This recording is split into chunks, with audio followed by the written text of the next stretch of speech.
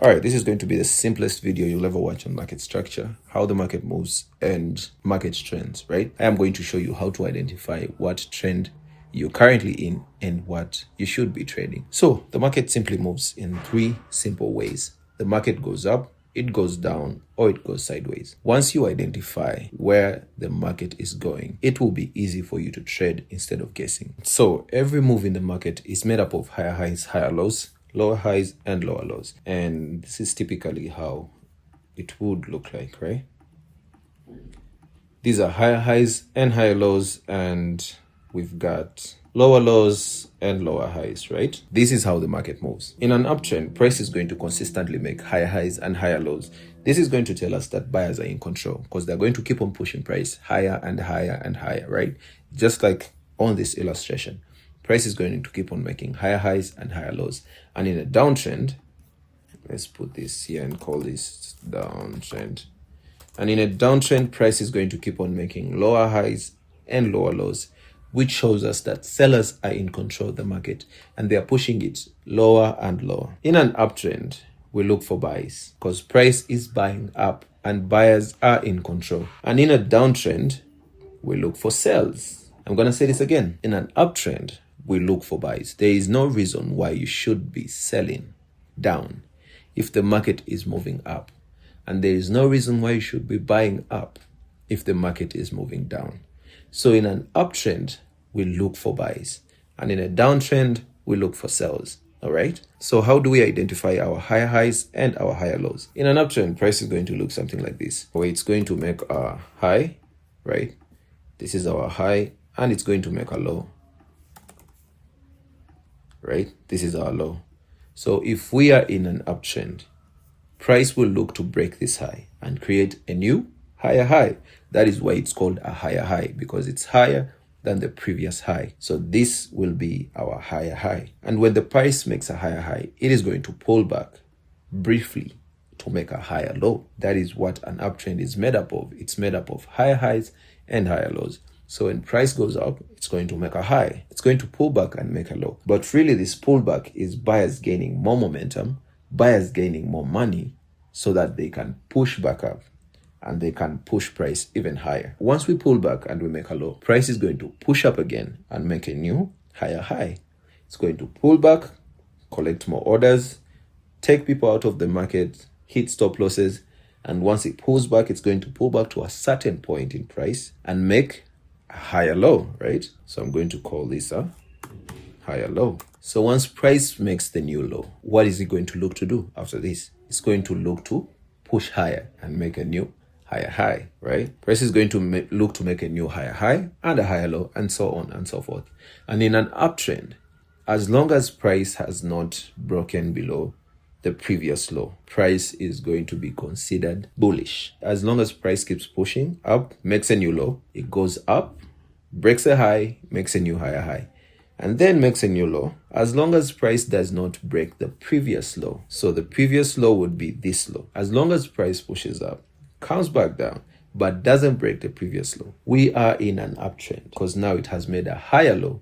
Why is it called a higher low? It's called a higher low because this low is higher than this low. As long as price, I'm going to say this again, as long as price does not break a previous low, we are in an uptrend. So price is going to push up, make a high, it's going to make a low, collect more orders, collect more money, push up, break the previous high, make a new high. It is going to pull back briefly, make a new low, collect more orders, then push higher, breaking the recent high. And that is why it's called an uptrend. So in this scenario, in an uptrend, the only thing you should be looking for is buys. And the only opportune time for you to get into buys is after a pullback. So when we look at the downtrend, this right here, in a downtrend, price is going to make lower lows and lower highs. What are lower lows and what are lower highs? A low is right here, right? So price is going to build up and make a low. This is our low. Price is going to pull back and make a high right here, right? I hope I'm explaining this as clear as possible for you guys. Price is going to push down, make a low. It's going to pull back and make a high. If it pushes down again and breaks the previous low, so this is the previous low. Once it pushes down and breaks the previous low, it is going to create a lower low. Why is this called a lower low? Because it's lower than the previous low, right? So once price creates a low, pushes high and creates a high, but then comes back down and breaks the previous low, price is in a downtrend.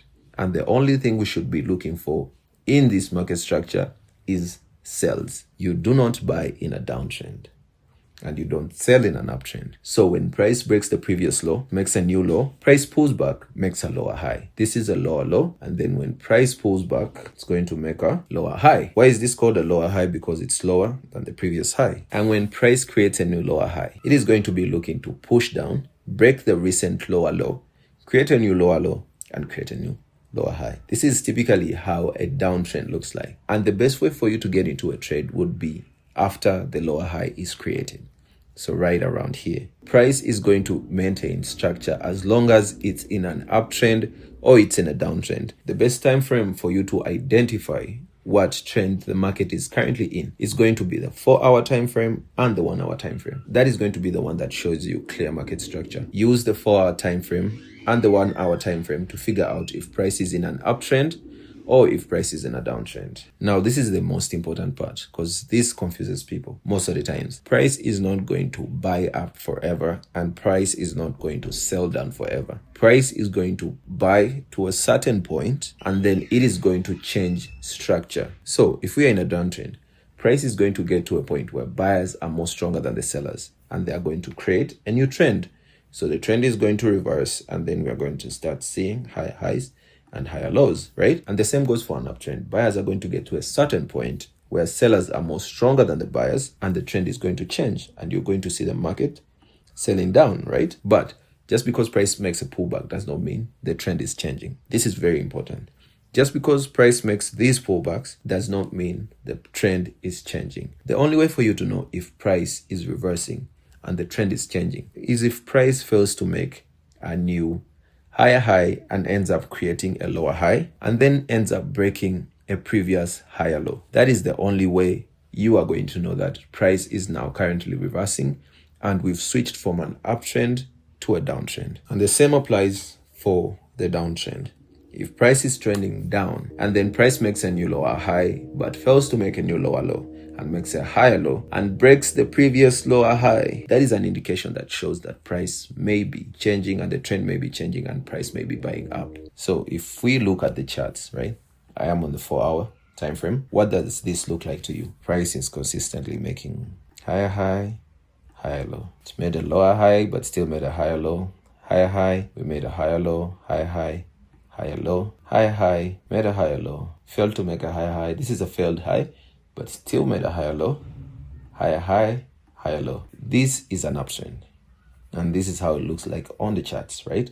But this is going to be hard for you to identify as a beginner. So one thing that is going to help you out, and one thing that I usually use the most, is an indicator called pivot highs and lows. So to get this indicator, all you need to do is come right up here to the indicators tab, search for pivot highs and lows. So when you save it and turn it on, this is going to show you where your swing highs and your swing lows are. So you see these numbers right here. This is a higher high. This is a higher low. This is a failed high. This is a higher low. So if we start marking this out based on pivot highs and lows, this is a higher low, right? This is a higher high. This is a higher low. This is a failed high. This is a higher low. Higher high. We made a higher low, failed high, made a higher low. This is a higher high. This is supposed to be a low, but I don't know why it's not marking it out. This is a higher high.